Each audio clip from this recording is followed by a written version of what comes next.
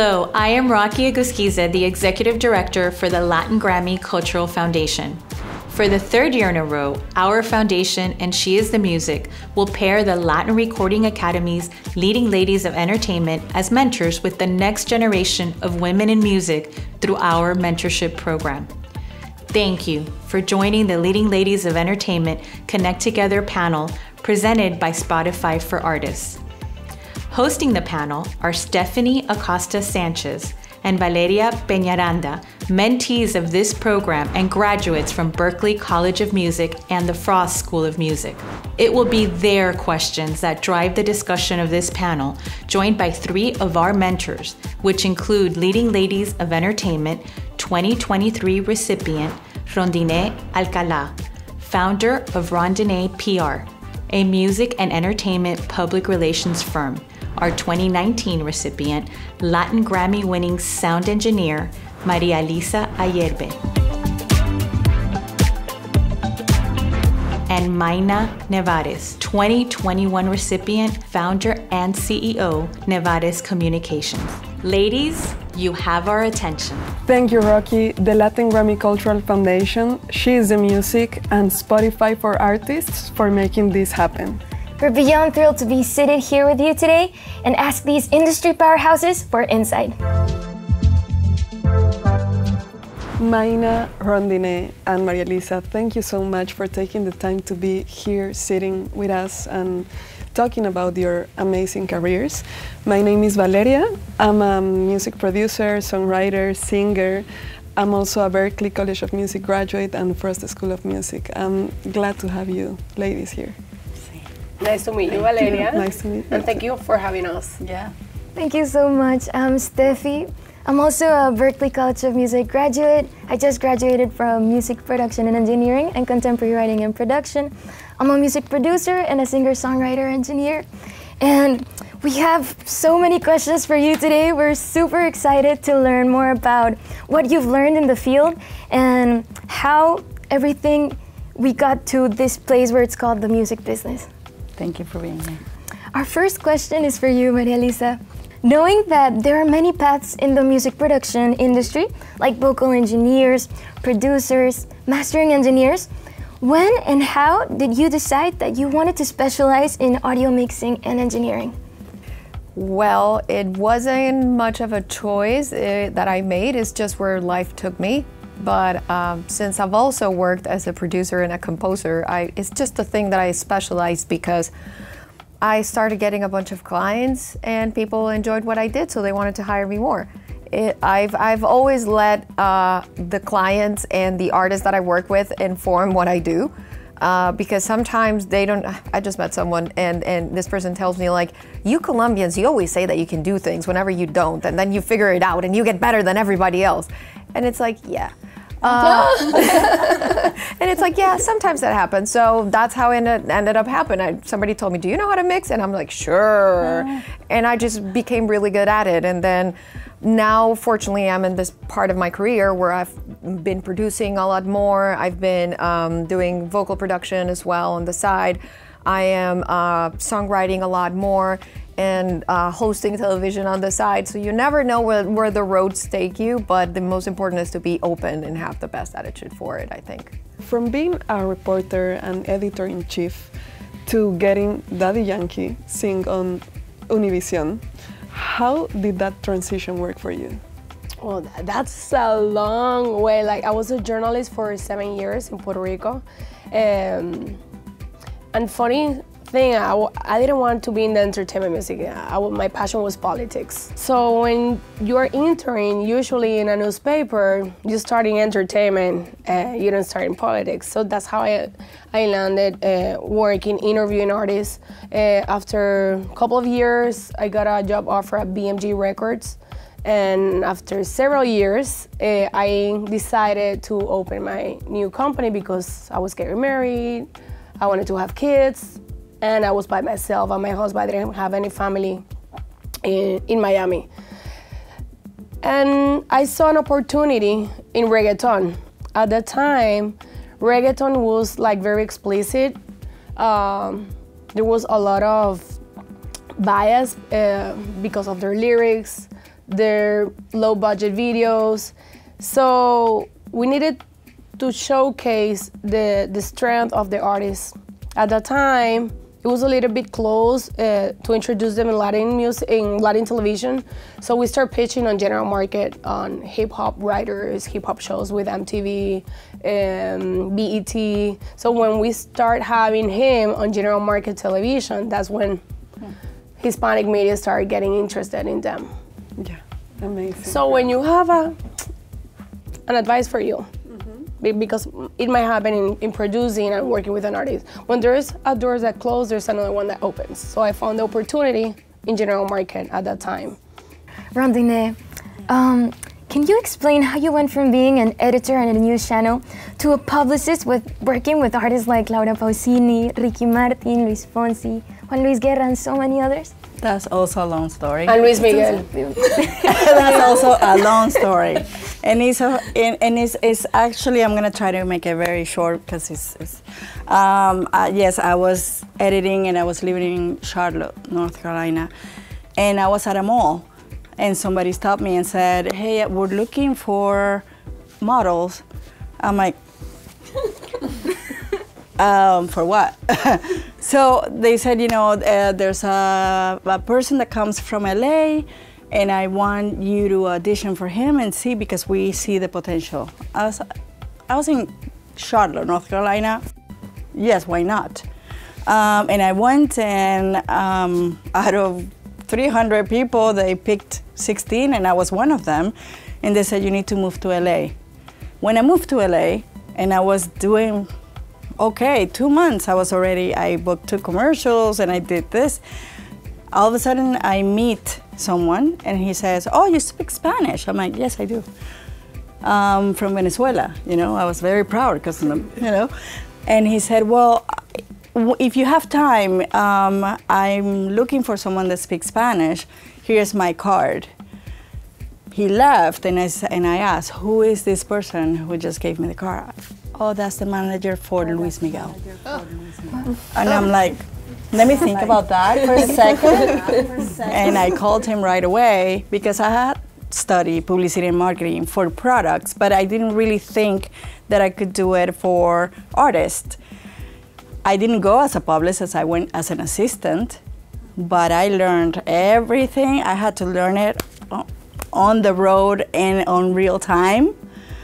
And I was touring for a year. And so after that is just when I said, oh, this is my calling. Oh my God, this is amazing. At 27 years old, I found what I'm really passionate about and I'm good at it. I felt like when you have the passion, you can do anything you want. You can do it. So that's how it happened. So it's about life. When life gives you an opportunity and you say, okay, well, do I go or do I not go? Because I could have said, no, I'm staying back here, I'm comfortable. And I said, no, I want to try this. And I did it for my grandmother too, because my grandmother loved Luis Miguel, so. Can you give us a piece of advice of how we should face this ever-evolving industry?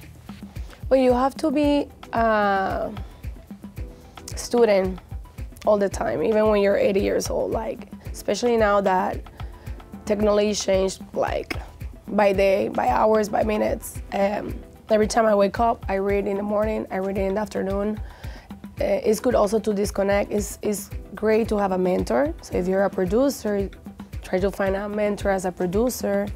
Also people from the business side because it can help you to guide your career. But you have to be a constant student and read and learn what's happening in the music industry and also in other industries, because sometimes they collide, like movies, sitcoms, it's, you know, even like streaming. So you need to learn a little bit of everything. Yeah, and I also think that you need to be open and really listen. There are things that you're gonna encounter that nobody taught you, so you have to trust in your gut to go for it, you know, to know where you're gonna go. So I feel like also having, if you're lucky to have a mentor, you know, my mentors were my parents and they had nothing to do with the music business, But if you have someone that is in your corner telling you, you can do this, you can go for it, you can just keep going, just keep your eyes open for anything. Don't ever stay in your comfort zone, because this is even out of our comfort zone. We're always behind the cameras. So just always have that in mind. Yeah, and I think also something that is very important that sometimes we forget, we have to be music fans. Yeah. Because I've met so much people who just stopped caring about music and they care about their own craft, whereas is trying to sell an artist or produce an artist or whatever, and they forgot that we're in it for the music. And it's very important that we don't forget that, because when things change, the love and the passion for the art is what is going to push us to the next level. And something important these days is to be authentic. Yeah. The authenticity, because probably we work with artists, people say, are checking on social media, oh, well, look what they're doing, and they forget about why they're artists, why they're producing. Like, your music has to be authentic, you know, like, and there's gonna be times at the studio for yourself that someone's gonna tell you, no, don't do that, record this, because this is people listening. Like, I remember one time I was with several reggaeton artists, including Yankee, and I'm gonna name the name of the person, big executive, that told them, well, you need to start changing the lyrics, it's too Puerto Rican, so you're not gonna pass New York. Reggaeton would never make it in Argentina or Chile. And South America, Chile was the first country that opened the doors for reggaeton at the time. So imagine if they would have listened to them and tried to change them all for an executive, the story of reggaeton would have been completely different. Thank God they didn't change. They trust their guts, as Róndine said. And you need to trust your guts when you're producing. If you feel in love, there's no best promoter than yourself. You need to defend it. Yes. Yes, that's wise. Yes. What kind of music do you produce? I produce Latin pop rock. And what are your influences?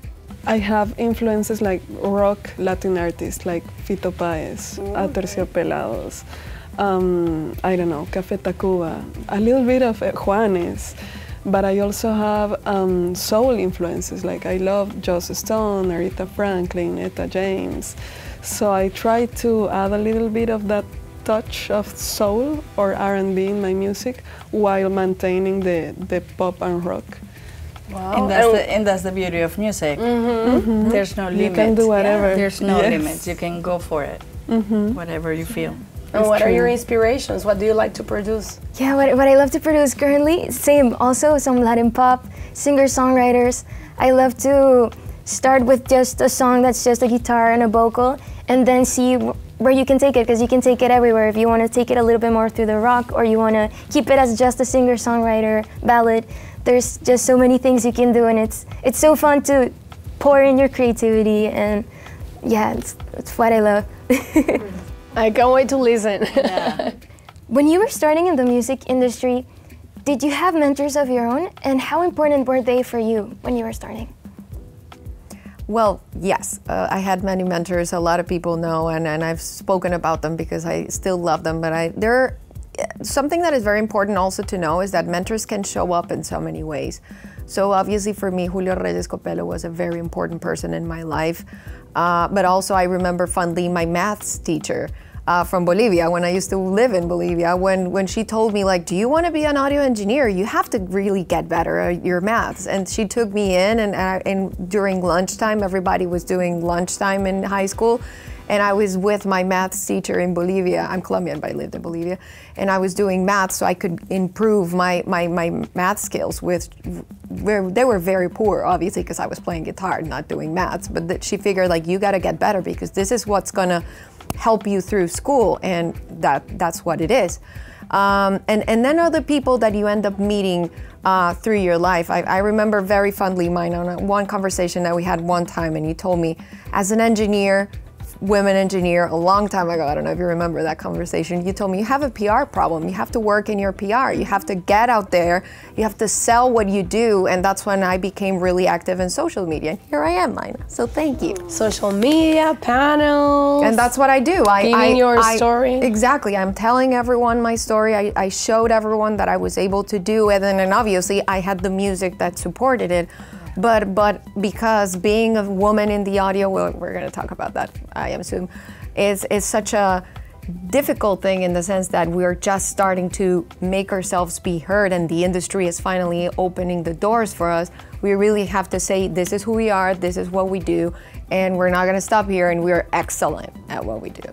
And that's an important point that you said, because producers and songwriters, they're very afraid of getting a PR. They say, oh, that's for the artists. But like I remember when Despacito like blew up, you know, that was a time that the songwriters like Eddie Kaender, then the team from Justin Bieber, they needed to hire a publicist because it was such a big track that people also wanted to learn the storytelling about how it was born. And it's important because sometimes it's not, if you don't get someone to tell it for you, no one is gonna tell it for you. Yeah. So even while I was doing my career, a word of advice from someone like Mayna helped me out, and it's like another type of mentorship. So it's like you're gonna get those angels throughout your life, and you will find and appreciate and love them ever since.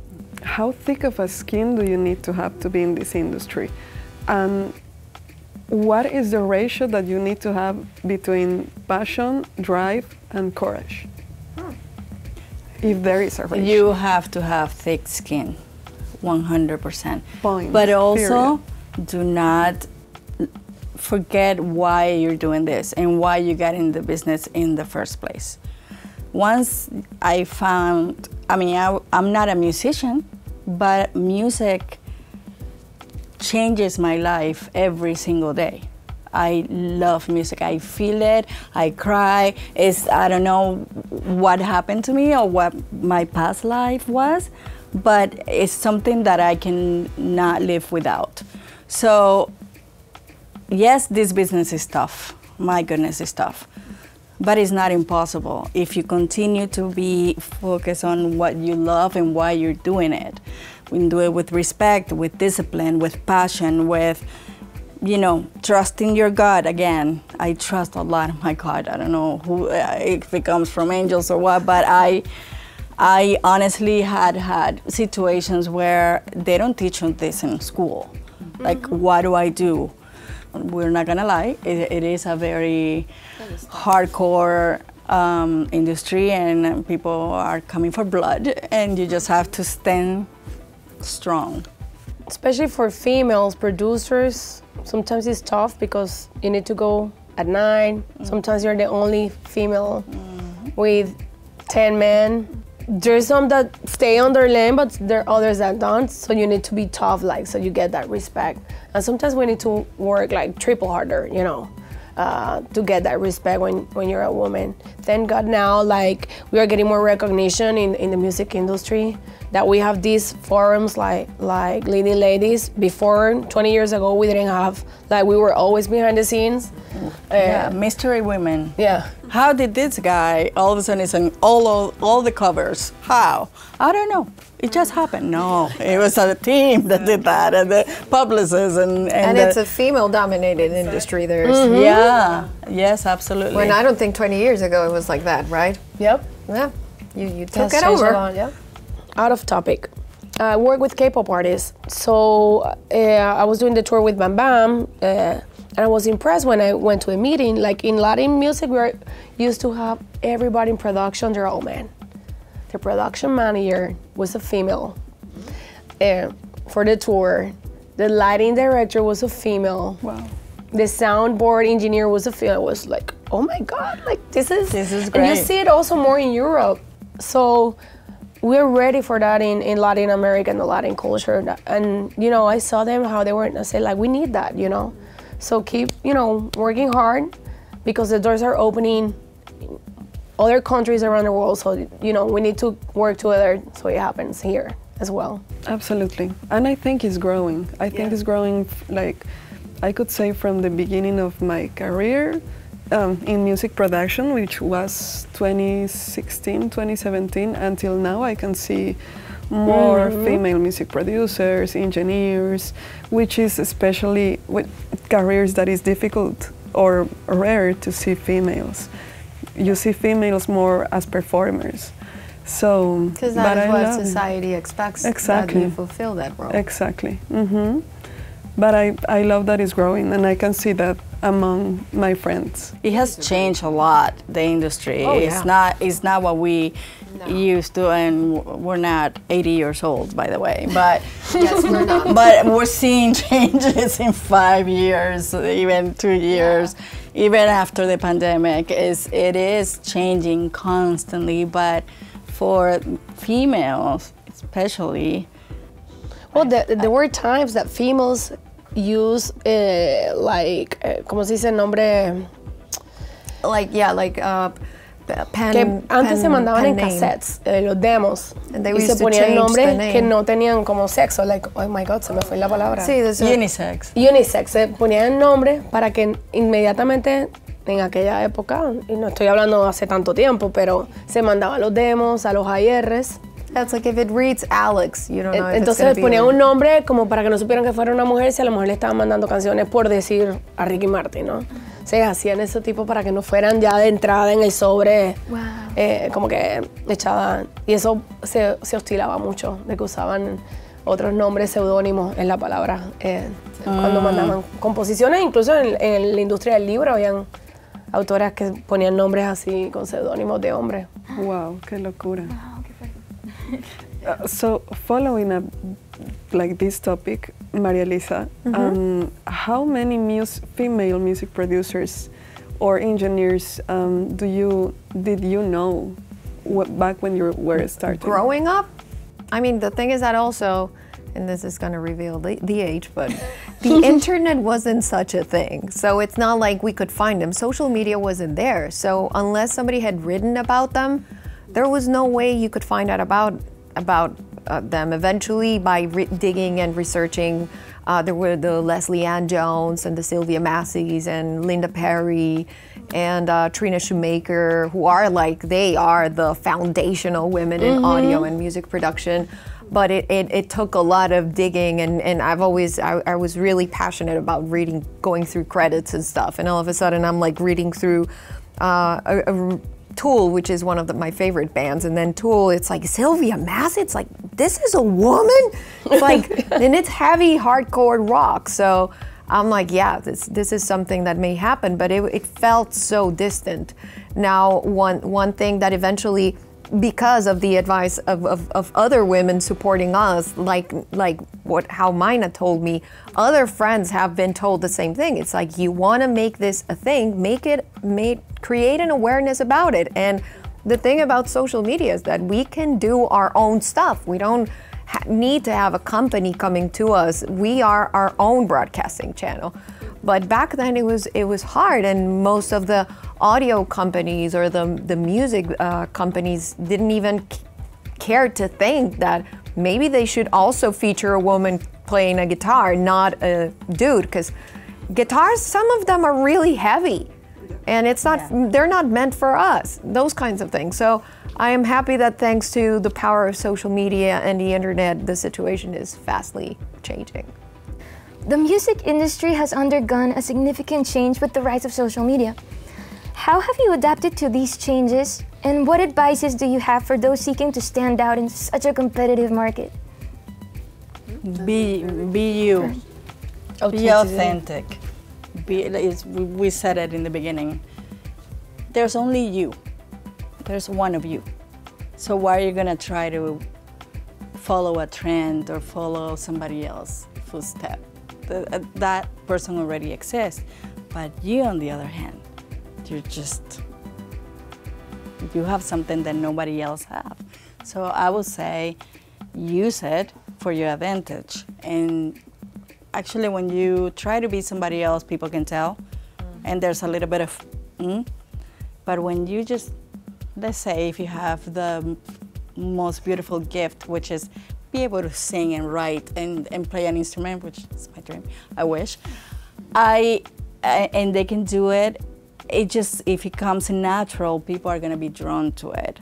And as far as the other question and how we changed, well, at least in our profession, it gave us a lot of work, right? Yeah. We have to be now more, it just expanded from being something that it was more structured to now I'm even a videographer, an editor. Now I'm a content creator, which I never had to do before, but now I have to do it because I feel it helps with the message, with the press release, with the video, with the, you know, it's just a nice element, but it's more work. Yeah, oof. It's a lot of work. Yeah, a lot of work. It's a lot of work. Like, and sometimes I find myself like you like editing, because sometimes you can have like a social media person, but they know how to edit, but they don't have the storytelling. I say, okay, you should start a video with this, or get that quote when like an artist is giving this speech. Like that's part of us that we need to work together with the whole team, because now also the artists have bigger teams, have a social media team.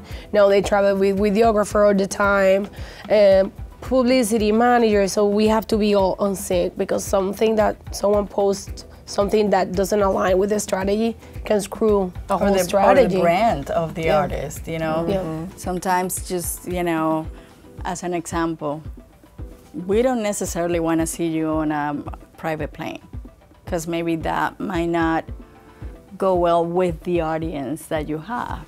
And you know, and sometimes that was a discussion I had in the beginning, not so much anymore. But I think that some artists are stopping to that because people want the real thing. Like if they see you that you're too far in the universe, they don't get connected with you or your music. But most important is the authenticity. Like sometimes we get calls, oh, but look what the other post. The other day, a client called me, oh, look what this person is doing, yo. Right now you're having amazing momentum. You're at this event, which is huge. You should concentrate in yourself, like amplifying what you're doing. And sometimes we lose that part of enjoying our moment. Watching on social media what the other is doing instead of embracing our opportunities. And that's the first advice I give to any artist, any executive, anybody. Like, we need to embrace what we're doing and amplify it and believe in it, and start like checking what the others are doing. And I also wanted to add from my perspective, like before us, we were the behind the scenes of the behind the scenes of the behind the door. Right, so nobody knew who we were, but also not even the people from the label. Sometimes nobody we knew. just It got was the just album. sometimes things just showed up, and it was like, oh, it manifested. But no, it was us, and the fact that social media changed everything. So you have to. The ones who survived and ended up doing well, we realized that as producers, as music creators, we are also a brand. And what defines us as a brand is what Randy was saying, whatever it is that we are that makes us unique behind the scene, behind the glass, behind the door, that also makes us unique to show for social media.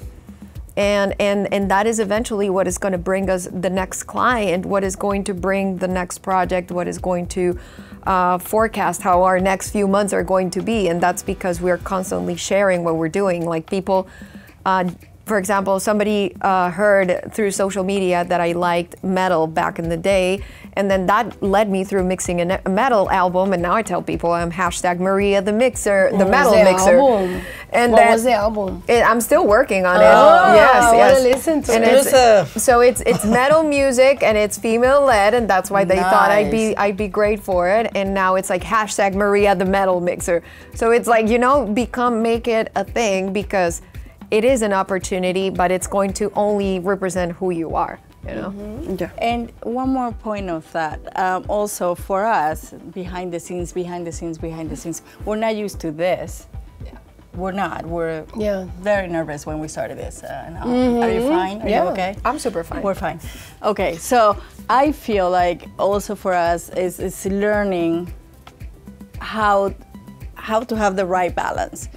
Because when you are a publicist for so many artists, you become unknown, you know, no, the mystery woman, who's the one that was making it happen.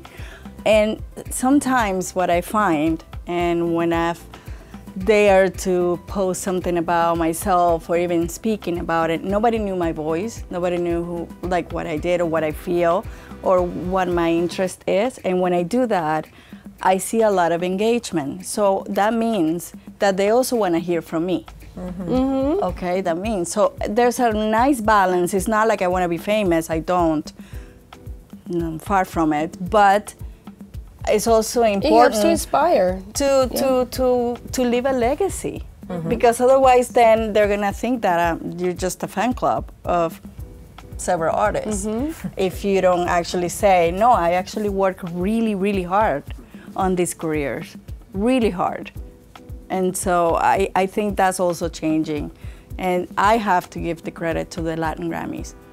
Because before the Latin Grammys got the exclusive of my life, nobody knew. They knew me for 20 years. Nobody knew. Did you know? No. How long have we known each other? Like more than 20 years. Nobody knew my life. And I realized at that moment, I'm like, my goodness, at any time I could have just passed on. I don't want to be negative, and then nobody would have known what I did to get here and how do I inspire even my nieces or nephews, like, oh, your aunt is always traveling. Why is she always traveling? Why is she never home? Well, this is why. So that's also something that I took from this experience. It's super important to talk about like how you grew. No, because all of us have different stories, and for us, the three of you are a truly inspiration. And even if our careers are not the same, like music producer versus publicist, it's still inspiring, and it still helps us like to say, okay, I can make it there if I keep working like she did. And sometimes the first person that an artist work is with a publicist, sometimes even having a manager. Like we have started, probably yourself and myself, with artists that show up to my office with their dad or mom and saying, I have this project, how do I start? And sometimes we guide them how to work, you know, through the music industry, and when they have success, then the managers come, the record labels come, you know. So that will happen to yourself as well, like the small team that is gonna be guiding you through your career. The industry is about teamwork, from recording to performing, touring, etc. How did you girls build the team? And more important question, how many people from the beginning stayed until now? I'm actually a team of one in my company, but because I always wanted to keep my company as a boutique type of personalized. I never envisioned to have an office with 40 employees. That wasn't my dream. My dream was to just work in music. But I do have people that have given me the opportunity to work with these artists, and they're still friends of mine to this day. I mean, because sometimes, you know, people say to me all the time, why don't you have friends that are not in the industry? It's impossible, we're always working. So you become close to Mayna, close to everybody, that you work every single day with them.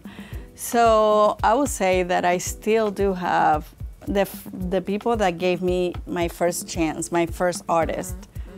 I still do have a relationship with them, and I will always thank them. Every time I see them, you know that you gave me a big break. Thank you so much when I most needed it. You know, so I feel like it's not like you have to have 20 employees. The team can also be the people that you work with. Yeah, the artist team. The artist also team. Because our industry is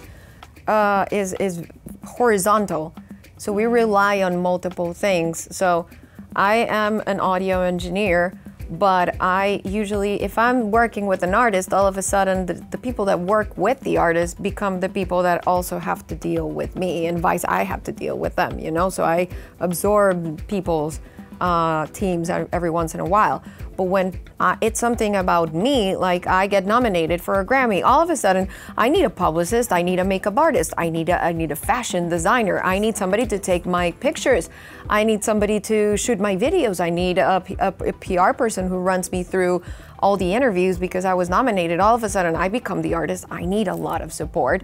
So like in Colombia, I've had the same PR since forever when I had like my very first little award and I started working with this small band and we've grown up together and now I signed someone to my label, she's my PR because she's seen me grow. She knows me very well and she knows what I like, what I don't like. She knows the type of music that I like, so she'll know how my artists want to be presented like, and that's super important because also you never know when, like, I've been in situations, for example, with all my PR friends, like I am walking around the Latin Grammys and all of a sudden, for some reason, somebody grabs me and is like, you're gonna do this interview. And all of a sudden I'll find myself like talking to French TV and I'm like, what?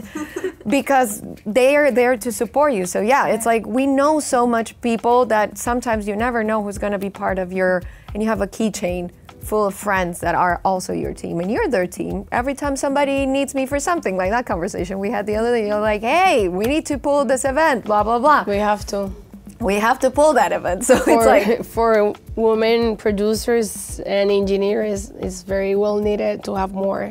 Right. Yeah, we were talking and we have to. We have to do that. So yeah, Women in Music, thanks to Mayna who leads it here locally. So we have a network and that's our team. And it's a great network. Like we connect, hey, I need a producer, I need a photo booth, I need a publicist, someone that writes, graphic designer. But as a team also you need to learn that you're gonna work, when you work with different artists, you're gonna work with different teams. And there's some teams that are more difficult, there's others that are more easy to work with. And also within teams, they're gonna need to adjust because there's difficult people, there's easy people. So that's how you navigate, and that's part of life. It happens with doctors, with lawyers, you know. You need to learn how to work in team. And to have success in your career, you need to work with a team. And as a publicist yourself, probably you notice that a publicist could be sometimes the biggest cheerleader of an artist.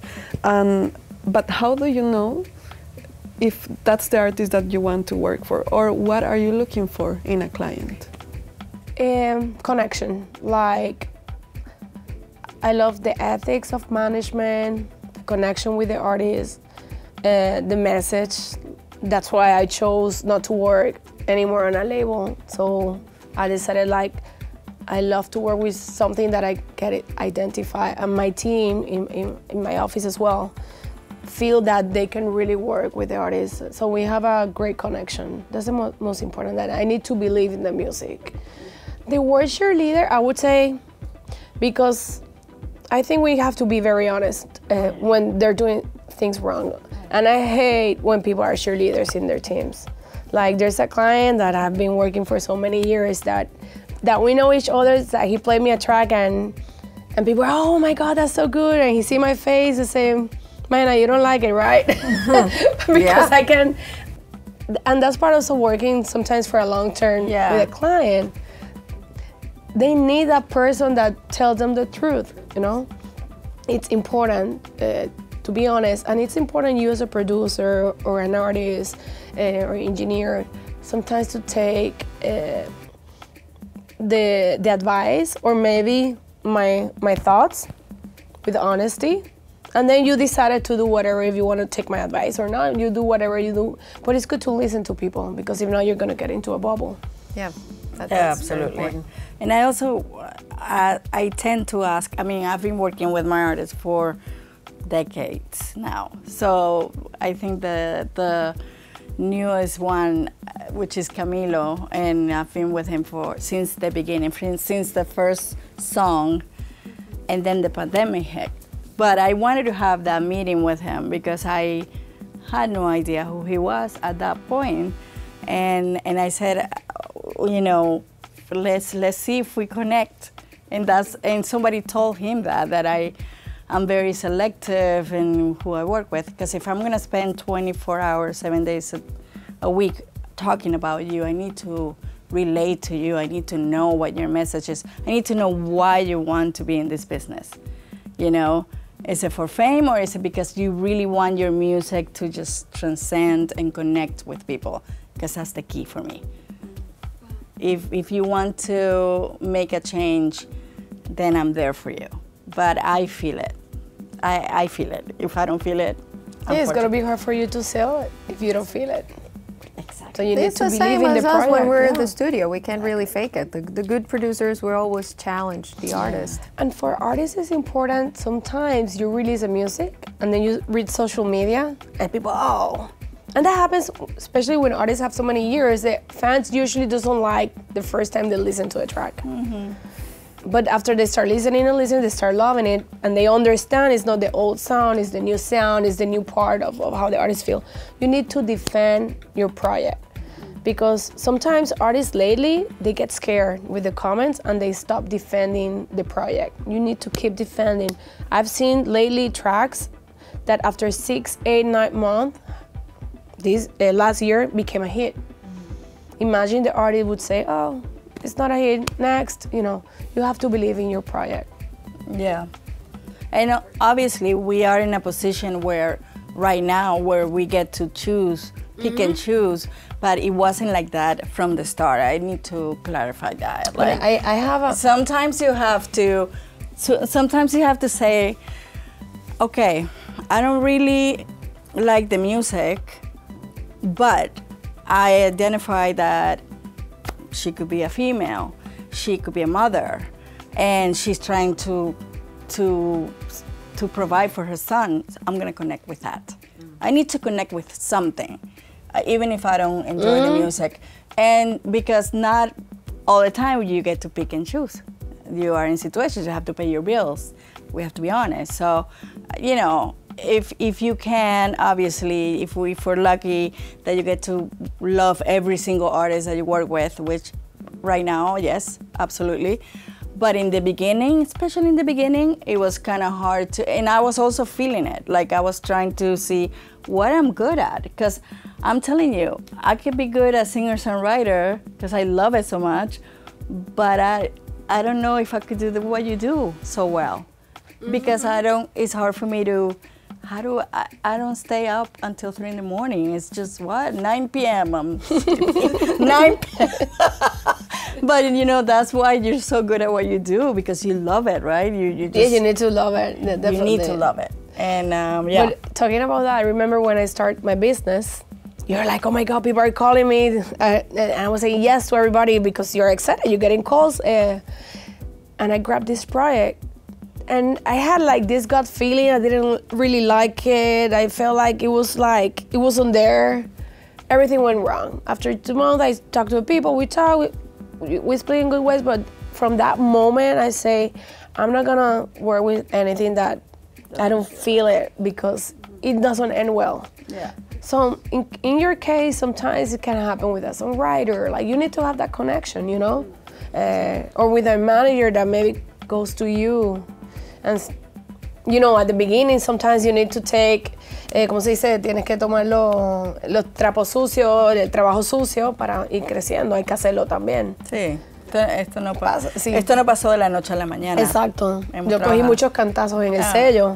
Golpes. Muchos golpes. Cantazos, golpes. ¿Viste que yo entiendo? Pues? Sí.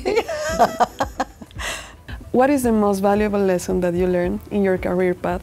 And what would be a piece of advice that you would give to your younger self or to new professionals starting out in this business? Yo diría, haz lo que te apasiona y no trabajarás un solo día en tu vida. That was one of my mom told me when I was growing up. Y creo que por eso amo lo que hago y no lo siento como trabajo. Realmente lo disfruto. Sí. For me is self-love and respect, and believing that you can do it, actually. Do not let anyone tell you what your value is. Know it. Feel it, really. And that took me years. And because if somebody tells you, I don't like you, I don't like the way you talk. Okay, good. If you believe and love yourself, who said that's no problem. I go this way, and it doesn't affect you, and it allows you to continue with your path. To me, that's the biggest lesson for both personal and professional. In my case, well, obviously it's a different career path. I think the most important thing, and what I always tell people, there's two things. One thing is to be patient. You ladies just graduated, or very recently, and you think you've already done the work. No, the work has just literally begun. Because you've done what it takes in academia to fulfill the minimum requirements to get a degree, but in our entertainment and music business, people are not buying degrees. They're buying the music that is inspired by your own individual self. So it's a soul search, and you have to be patient. Very patient. Artist development takes years. And for us, it's artistry as well, finding our sound, finding our voice through technology, finding our genre, or if we're genre-less, then what is it that it's gonna make us be us? And that takes years, and patience is a very difficult thing to achieve.